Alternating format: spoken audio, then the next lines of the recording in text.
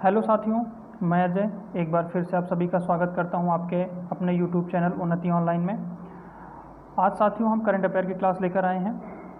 जैसा कि आप लोगों ने टाइटल में देखा होगा, current affair with world earth day special class. ठीक है साथियों, इसमें हम लोग बात करेंगे करंट अफेयर की और उसके साथ साथ में हम लोग कुछ वर्ल्ड अर्थ डे के बारे में बात करेंगे, जो कि हमारा स्पेशल बैच होगा ये। ठीक है साथियों, तो चलिए शुरुआत करते हैं हम लोग पहले प्रश्न से। और पहला प्रश्न दिया हुआ है साथियों करंट अफेयर का कि किसी कंपनी ने प्लाज्मा बांट लॉन्च किया है। किस कंपनी ने प्लाज्मा बांट लॉन्च किया है? तो साथियों आपको बताना है। तो साथियों किस कंपनी ने प्लाज्मा बांट लॉन्च किया है? तो वो है माइक्रोसॉफ्ट कंपनी ने। ठीक है, कौन सी है? माइक्रोसॉफ्ट कंपनी है। अब ज़रा हम बात कर लेते हैं प्लाज्मा बांट क्या है साथियों। ठीक है, फिर उसके बाद हम लोग बात करेंगे अभी फेसबुक, एप्पल और गूगल के बारे में बात करेंगे, लेकिन उससे पहले हम लोग प्लाज्मा बांट के बारे में बात कर लेते हैं। ठीक है साथियों, चलिए तो हम लोग थोड़ा सा आगे बढ़ते हैं। यहाँ पे थोड़ा सा हम स्पष्टीकरण करते हैं। माइक्रोसॉफ्ट ने प्लाज्मा बांट नामक एक स्व स्क्रीनिंग टूल लॉन्च किया है।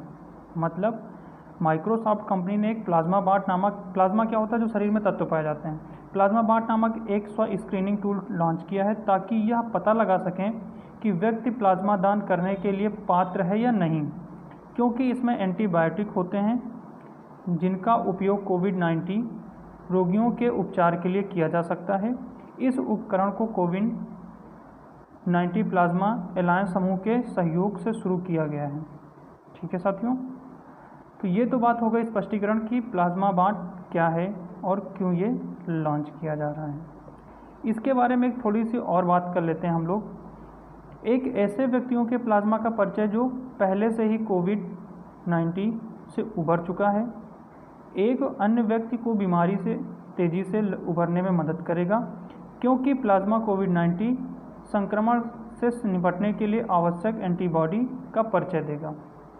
मतलब इसका उपयोग वहाँ पे किया जाएगा साथियों, प्लाज्मा का, जो भी व्यक्ति कोविड-19 से ठीक होकर वापस आ चुका है, ठीक है, उसके प्लाज्मा को निकाल के उस व्यक्ति को दिया जाएगा जो भी व्यक्ति इस समय पॉजिटिव है।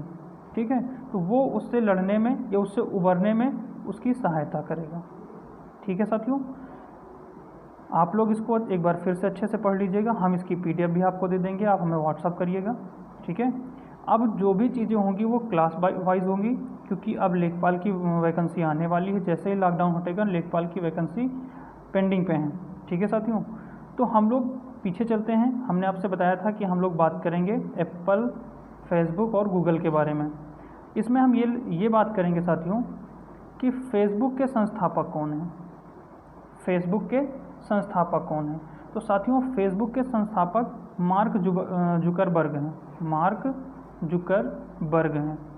साथियों थोड़ा लिखने में हमें प्रॉब्लम हो रही है, आप लोग, मैं बोल रहा हूँ आप लिख लीजिएगा। मार्क जुकरबर्ग हैं। दूसरे हैं एप्पल के, कौन है? एप्पल के संस्थापक कौन है? तो साथियों एप्पल के संस्थापक 3 लोग हैं। एप्पल के संस्थापक 3 हैं। पहला लिखिएगा स्टीव जॉब्स। कौन है? स्टीव जॉब्स हैं। दूसरे हैं, एक मिनट साथियों, दूसरे हैं, नंबर 1 हो गया स्टीव जॉब्स। नंबर 2 पे लिखिएगा स्टीव वैजनिक।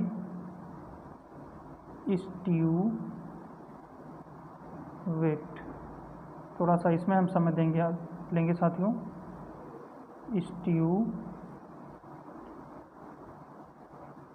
वैजनिक।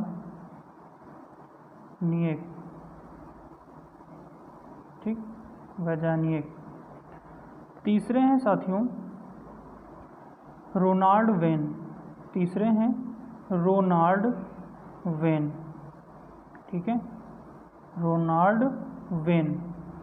तीसरे हैं रोनाल्ड वेन। तो साथियों ये 3 लोग हो गए एप्पल के संस्थापक। क्लियर है? जहाँ भी कोई चीज़ दिक्कत हो आप लोग फिर से वीडियो को बैक करके देख लीजिएगा, या फिर हमारी आवाज़ ना समझ में आ रही हो, या फिर जो भी चीज़ें समझ में आ रही हो कमेंट करके ज़रूर बताइएगा। तीसरा है गूगल। गूगल के संस्थापक कौन है, पता है आप लोगों को? लैरी पेज, हमने आपको एक बार पहले भी बताया है, लैरी पेज हैं, ठीक है। और दूसरे हैं सार्गी ब्रेन। इन दोनों ने मिलकर गूगल की स्थापना की थी, सार्गी ब्रेन। उसके बाद हम लोग बात करते हैं माइक्रोसॉफ्ट के जनक कौन है? ये तो सभी को पता होगा, बिल गेट्स हैं। बिल गेट्स के साथ में दो लोगों ने किया था, एक बिल गेट्स ने किया था, ठीक है साथियों, एक बिल गेट्स ने किया था, दूसरे इनके साथ में थे पॉल एलन, जो कि अभी भी कंपनी के सहयोगी हैं, ठीक है, पॉल एलन। इन दोनों ने मिलकर माइक्रोसॉफ्ट की शुरुआत की थी। चलिए साथियों, अब हम लोग बढ़ते हैं अगले प्रश्न की ओर। ये दो, इससे आपका ये 3-4 प्रश्न तैयार हो गए हैं। अगला है केंद्र द्वारा गठित कोविड-19 के लिए उच्च स्तरीय टास्क फोर्स के प्रमुख कौन है? ये जो 4 लिखा हुआ इसका कोई मतलब नहीं। टास्क फोर्स के प्रमुख कौन हैं? आपको बताना है विनोद पॉल हैं, या फिर अरुण शर्मा है, या के विजय राघवन है। तो साथियों, इसका जो सही उत्तर होगा वो होगा विनोद पॉल और के विजय राघवन, ठीक, यानी कि ए और सी दोनों सही होंगे। अब जरा हम बात कर लेते हैं इन दोनों के बारे में, ठीक है। अब इन दोनों के बारे में बात कर लेते हैं। तो यहाँ पे स्पष्टीकरण मैं कर दूं कि 19 अप्रैल 2020 को बनाई गई उच्च स्तरीय टास्क फोर्स का नेतृत्व विनोद पॉल कर रहे हैं, जो नीति आयोग देखेंगे, और के विजय राघवन ये भी सदस्य हैं, जो विज्ञान और वैक्सीन विकास के क्षेत्र में कोविड-19 संबंधित कार्यों के लिए भारत सरकार के प्रधान वैज्ञानिक सलाहकार होंगे। ठीक है साथियों, ये चीज़ें आप लोग नोट्स कर लीजिएगा, नोट्स बना लीजिएगा, उस पर नोट कर लीजिएगा, ठीक है। क्योंकि अब मैं कोशिश कर रहा हूँ कि डेली आपको करंट अफेयर की क्लास दूँ, और जो भी चीज़ें हैं, जो भी हमसे पॉसिबल हैं, वो मैं आपको देने का प्रयास कर रहा हूँ, ठीक है। चलिए अगले प्रश्न की ओर बढ़ते हैं साथियों। विश्व रचनात्मकता और नवाचार दिवस किस दिन मनाया जाता है? जैसे ही आप ये करंट अफेयर की क्लास है, ऐसे जो भी कोई प्रश्न आए तो आपको पता होना चाहिए कि वो बस 1 ही 2 दिन के बीच में ही मनाया गया है, ठीक है। तभी जो है पूछा गया है करंट अफेयर में 19 अप्रैल, 20 अप्रैल या 21 अप्रैल या 18 अप्रैल। तो साथियों आज है 22 अप्रैल, ठीक है। आज क्या है? 22 अप्रैल है, और आपको पता है आज क्या है? पृथ्वी दिवस है। Very good. तो साथियों लेकिन हम उसकी बात नहीं कर रहे, हम यहाँ पे विश्व रचनात्मकता और नवाचार की बात कर रहे हैं। तो इसमें क्या होगा? सही होगा आपका 21 अप्रैल। क्या होगा साथियों? 21 अप्रैल। अब इस विश्व रचनात्मकता और नवाचार के बारे में थोड़ा सा पढ़ लेते हैं। क्या है? यह है संयुक्त राष्ट्र के सतत विकास लक्ष्यों को आगे बढ़ाने के संबंध में समस्या के समाधान में रचनात्मकता और नवाचार के महत्व के बारे में जागरूकता बढ़ाने के लिए प्रतिवर्ष 21 अप्रैल को मनाया जाने वाला एक वैश्विक संयुक्त राष्ट्र दिवस है, जिसे वैश्विक लक्ष्यों के रूप में भी जाना जाता है। पहला विश्व रचनात्मकता और नवाचार दिवस 21 अप्रैल 2018 को मनाया गया है। तो साथियों इतना ध्यान रखना कि पहला कब मनाया गया है या फिर इसकी शुरुआत कब हुई है। तो 21 अप्रैल 2018 को इसकी शुरुआत हुई है, और यह दिवस संयुक्त राष्ट्र के प्रस्ताव के साथ 80 देशों के समर्थन में 71/284 के अनुपात में ग्रहण किया गया है। ठीक है साथियों, चलिए हम बढ़ते हैं अपने अगले प्रश्न की ओर। अगला प्रश्न कह रहा है साथियों, भारत में कोविड-19 जीनोम अनुक्रमण का अनुक्रम करने वाला दूसरा संगठन कौन है? दूसरा संगठन कौन है? पहला संगठन होगा और दूसरा होगा, लेकिन यहाँ पे पूछा किसके बारे में गया है? दूसरे संगठन के बारे में। तो दूसरा संगठन है साथियों यहाँ पे गुजरात जैव प्रौद्योगिकी अनुसंधान केंद्र। ठीक, गुजरात जैव प्रौद्योगिकी अनुसंधान केंद्र। ठीक, तो पहला कौन सा होगा, आइए इसके बारे में आके आपको हम बता रहे हैं। तो यहाँ पे थोड़ा सा स्पष्टीकरण कर लेते हैं। गुजरात राज्य सरकार द्वारा संचालित गुजरात और जैव प्रौद्योगिकी अनुसंधान केंद्र GBRC इसका शॉर्ट फॉर्म है, यानी गुजरात बायोमेडिकल रिसर्च सेंटर।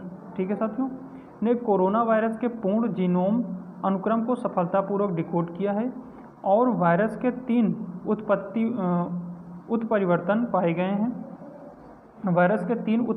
पाए गए हैं।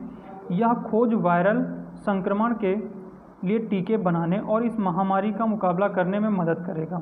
मतलब ये जो जीनोम का अनुक्रम किया गया है, ये किस लिए किया गया है कि ये जो वायरल इसमें चल रहा है, ठीक है, कोरोना का, इसके टीके और महामारी का मुकाबला करने, इसको बनाने में बहुत ही सहायता करेगा। अब इसके आगे दिया हुआ कि पुणे का national institute of virology virus के पूरे जीनोम अनुक्रम को डिकोड करने वाला पहला संस्थान था। ठीक है, तो पहला संस्थान कौन था? नेशनल इंस्टीट्यूट ऑफ वायरोलॉजी, यानी बायोलॉजी है ये, वायरोलॉजी, यहाँ पे बायोलॉजी कर लीजिएगा। ठीक है साथियों, चलिए अगले प्रश्न की ओर बढ़ते हैं। अगला प्रश्न कह रहा है कि कौन सा अंतरिक्ष संगठन डेमो 2 मिशन लॉन्च करेगा? तो इसका आपका आंसर होगा नासा और स्पेस एक्स। आइए इस संगठन के बारे में हम लोग थोड़ा सा पढ़ लेते हैं, इस डेमो मिशन के बारे में थोड़ा सा पढ़ लेते हैं। तो साथियों, इसके बारे में दिया हुआ है, स्पष्टीकरण है कि नासा और स्पेस एक्स ने अंतरिक्ष यात्रियों को अंतर्राष्ट्रीय स्पेस स्टेशन में लॉन्च करने के लिए अपने सहयोग की घोषणा की है, जो मई में स्पेस एक्स के क्रू ड्रैगन अंतरिक्ष यान में डेमो 2 मिशन के साथ अंतर्राष्ट्रीय अंतरिक्ष स्टेशन को लॉन्च करेगा। ठीक है, ये हो गया उसके बारे में स्पष्टीकरण। आगे बढ़ते हैं। अगला प्रश्न दिया हुआ है साथियों, कोविड-19 का तेजी से परीक्षण करने वाला पहला राज्य कौन सा है? यानी जो कोविड-19 कोरोना वायरस चल रहा है, इसका जो है परीक्षण करने वाला पहला राज्य कौन है तेजी से? तो वो है राजस्थान। कौन है? वह है राजस्थान। ठीक है, आइए थोड़ा इसके बारे में और पढ़ लेते हैं हम लोग। राजस्थान 17 अप्रैल 2020 को कोविड-19 का तेजी से परीक्षण करने वाला पहला राज्य बन गया है। स्वास्थ्य विभाग द्वारा तोपखाना देश, जिसे जाजू डिस्पेंसरी के नाम से भी जाना जाता है, के शहरी प्राथमिक स्वास्थ्य केंद्र में परीक्षण किए गए थे। रैपिड टेस्ट कन्फर्मेंट्री नहीं है, लेकिन इससे पॉजिटिव आए व्यक्तियों को तुरंत आइसोलेट कर सकते हैं ताकि वह संक्रमण न फैला सकें। ठीक, इसका परीक्षण करने का उद्देश्य यही है साथियों, जो तेज़ी से परीक्षण कर रहा है राजस्थान, इसका उद्देश्य यही है कि लोग जो है, हाँ ये रैपिड टेस्ट कन्फर्मेंट्री नहीं है, लेकिन इतना कन्फर्म है कि लोग पॉजिटिव अगर आएँ तो उनको तुरंत से आइसोलेट किया जा सके ताकि वे संक्रमण और ना फैला सकें। ठीक है, इसीलिए मैं कह रहा हूँ साथियों, घर पर रहिए, सुरक्षित रहिए, घर के बाहर बिल्कुल कदम मत रखिए, घर पर बैठकर पढ़ाई करिए। हम लोग आपके लिए इतनी मेहनत कर रहे हैं, तो प्लीज़ आप लोग सहयोग करिए। अगर वीडियो हमारी पसंद आ रही हैं तो आप लोग चैनल को सब्सक्राइब कर लीजिए, और जब आप चैनल को सब्सक्राइब करते हैं तो वहाँ पे ऑल लिख के आता है। ठीक है, और 2 ऑप्शन और दिए होते हैं नीचे, तो आप ऑल पे क्लिक कर देंगे तो जैसे ही हम अपना नया वीडियो अपलोड करेंगे आप तक पहुंच जाएगा। साथियों, अब हम डेली आपको वीडियो देंगे और करंट अफेयर की भी क्लास देंगे, अन्य भी क्लास देने की हम लोग पूरी तैयारी कर रहे हैं। ठीक है साथियों, चलिए बढ़ते हैं हम लोग अगले प्रश्न की ओर। अब हमारा मेन प्रश्न है साथियों, इसको बताने से पहले हम थोड़ा सा बता दें कि हमने जो टाइटल दिया है कि करंट अफेयर के साथ में आज हम पढ़ेंगे विश्व अर्थ डे, यानी वर्ल्ड अर्थ डे, विश्व पृथ्वी दिवस के बारे में पढ़ेंगे हम लोग। तो अब उसी के बारे में हम स्पेशली पढ़ने जा रहे हैं, उसकी इतिहास के बारे में, लेकिन उतना समय नहीं है साथियों, इसलिए संक्षेप में पढ़ेंगे। तो साथियों विश्व पृथ्वी दिवस यानी अर्थ डे को मनाया जाता है। कब मनाया जाता है? तो ये साथियों आपको बता ही दिया है, तो ज़्यादा घुमाने की ज़रूरत नहीं है। ये 25 अप्रैल को मनाया जाता है। ठीक है साथियों, सॉरी 22 अप्रैल को, 22 अप्रैल को मनाया जाता है। इसके संस्थापक या फिर इसकी स्थापना किसने की है? तो अमेरिकी सेनेटर जेराल्ड नेल्सन ने की है। ठीक है, ये दिया हुआ है यहाँ पे, हमने लिखा दिया है यहाँ पे, आप लोग इसको नोट कर लीजिएगा, बहुत ही इंपॉर्टेंट क्वेश्चन है कि अमेरिकी सेनेटर जेराल्ड नेल्सन ने की है। कब की है? 1970 में की है। और किसके रूप में की है? पर्यावरण शिक्षा के रूप में की है। ठीक है साथियों, ये भी इम्पॉर्टेंट प्रश्न है, ये इम्पॉर्टेंट बात है, इसको भी आप लोग नोट कर लीजिएगा कि वर्ल्ड अर्थ डे की स्थापना अमेरिकी सेनेटर जेराल्ड नेल्सन ने 1970 में की है। और किस रूप में की है? एक पर्यावरण शिक्षा के रूप में। ठीक है, वो पर्यावरण को बढ़ावा देने के लिए उन्होंने इसको शिक्षा के रूप में दिया कि आप इसके बारे में शिक्षा दीजिए, लोगों को जागरूक करिए और लोग पृथ्वी को बचाने में आगे आएँ, उसका सहयोग करें। चलिए इसकी हिस्ट्री के बारे में थोड़ा सा बढ़ते हैं। कहा जाता है कि दुनिया भर में साल में 2 बार पृथ्वी दिवस मनाया जाता है। एक 21 मार्च को मनाया जाता है और एक 22 अप्रैल को मनाया जाता है। लेकिन जो सामाजिक और राजनीतिक महत्व देता है वो 22 अप्रैल देता है साथियों। वो कब देता है? 22 अप्रैल को देता है। तो इसलिए 22 अप्रैल को माना गया है कि 22 अप्रैल को विश्व पृथ्वी दिवस मनाया जाएगा। विज्ञापन मुद्रण लेखिका जूलिया केनिन ने 1969 में नेल्सन की संगठन समिति में सेनेटर थी। उन्होंने इस घटना को पृथ्वी दिवस नाम दिया था। किसने नाम दिया था? जूलियन केनिग ने। 1969 में नेल्सन की जो संगठन हुआ था, नेल्सन ने जो संगठन किया था उसमें ये भी भाग ली थी और इन्होंने नाम दिया था, उस संगठन का नाम दिया था विश्व पृथ्वी दिवस। ठीक है साथियों, इस आंदोलन को मनाने के लिए 22 अप्रैल का दिन चुना गया, जबकि इस दिन केनिग का जन्मदिन भी होता है। ठीक है, आगे बात करते हैं। इस पर्यावरण या पृथ्वी दिवस को मनाने के लिए 200 मिलियन लोगों का 141 देशों में आगमन और विश्व स्तर पर पर्यावरण के मुद्दों को उठाकर पृथ्वी दिवस ने 1990 में 22 अप्रैल को पूरी दुनिया में पुनः चक्रीकरण के प्रयासों को उत्साहित किया और रियो डी जेनेरियो में 1992 के संयुक्त राष्ट्र पृथ्वी सम्मेलन के लिए मार्ग बनाया। तो 1992 में संयुक्त राष्ट्र पृथ्वी सम्मेलन किया गया। 2000 में इंटरनेट ने पूरी दुनिया में कार्यकर्ताओं को जोड़ने में पृथ्वी दिवस की मदद की। मतलब इंटरनेट की सहायता से 2000 से भी ज़्यादा कार्यकर्ता जो इस चीज़ को बढ़ावा दे रहे थे वो जुड़े। ठीक है साथियों, कहने का मतलब ये है। आगे थोड़ी सी बात कर लेते हैं कि इस पृथ्वी दिवस के लिए 2007 का जो पृथ्वी दिवस था अब तक के सबसे बड़े पृथ्वी दिवसों में से था, जिसमें अनुमानतः हजारों स्थानों से, जैसे ये क्यू के स्थान पे कीवी कर लीजिएगा साथियों, न्यूजीलैंड के बारे में कहा गया है। ठीक है, कीवी के बारे में कहा गया है। Kiwi Ukraine, Caracas, Venezuela, Tuvalu, Manila, Philippines, Togo, Madrid, Spain, London और न्यूयॉर्क के करोड़ों लोगों ने हिस्सा लिया था 2007 के पृथ्वी दिवस सम्मेलन में। थोड़ी सी और बात कर लेते हैं। अर्थ डे 2020 की थीम क्या है? इस साल जो अर्थ डे मनाया जाएगा उसका जो थीम है वो क्लाइमेट एक्शन है। जो थीम होगा साथियों वो क्या होगा? क्लाइमेट एक्शन होगा। क्लाइमेट में लगातार हो रहे बदलाव के कारण लाइफ सपोर्ट सिस्टम का खतरा बढ़ रहा है। अर्थ डे के ऑर्गेनाइजेशन के मुताबिक अब वक्त है कि विश्व भर में के सभी नागरिक जलवायु संकट से निपटने के लिए आगे आएं और साथ में काम करें, क्योंकि ऐसा न करने के कारण लोगों का वर्तमान और भविष्य में आने वाली पीढ़ियों के लिए खतरा बहुत ही ज़्यादा बढ़ रहा है। ठीक है, तो साथियों घर पे हमने फिर एक बार कहना है कि आप लोग घर पे रहें, सुरक्षित रहें, पर्यावरण के बारे में ध्यान दीजिए। ठीक है, आज विश्व दिवस है, कुछ संकल्प करिए कि हम लोग पेड़ पौधे लगाएंगे। जो लोग गांव से हैं वो लोग कोशिश करिए कि गांव पेड़ पौधे लगाएं। ठीक है भाई, तो साथियों करंट अफेयर में आज के लिए इतना ही रहेगा। मिलते हैं फिर अगली क्लास में। जैसा भी हो आप कमेंट करिएगा, चैनल को सब्सक्राइब करिए, वीडियो पसंद आए तो लाइक करिए। थैंक यू साथियों।